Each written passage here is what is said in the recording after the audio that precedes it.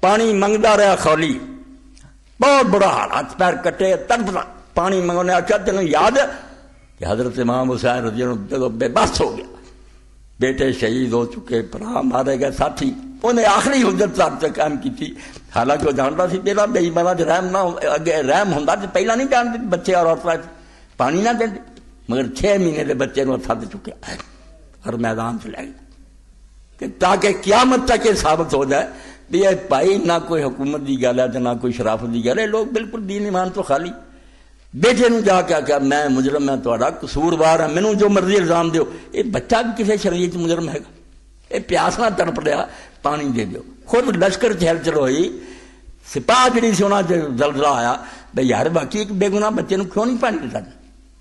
جو اس ویلے پھر شمر نے آخیا اگر تسی انہاں گلاں چ لگے رہے تو ہو سکتا لوگوں کے دلاں چ ہمدردی پیدا ہو جائے تو معاملہ ہی اٹھ جائے، ختم کرو کس۔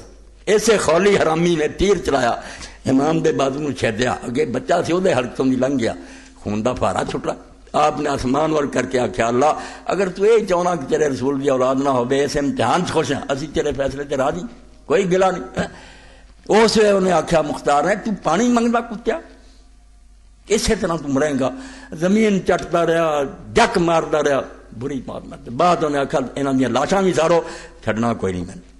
اور ایک بندہ بھی انہیں آخیا میں اپنے رب نال قسم کھادی تے وعدہ لیا کہ اللہ مینوں ادوں موت دئی جدوں زمین تے کوئی امام حسین دا قاتل چلتا پھردا نہ، بے شک اٹھا لے۔ اور باقی انہیں اتنا ہی کی ٹونڈ ٹونڈ کے انہوں نے مکایا۔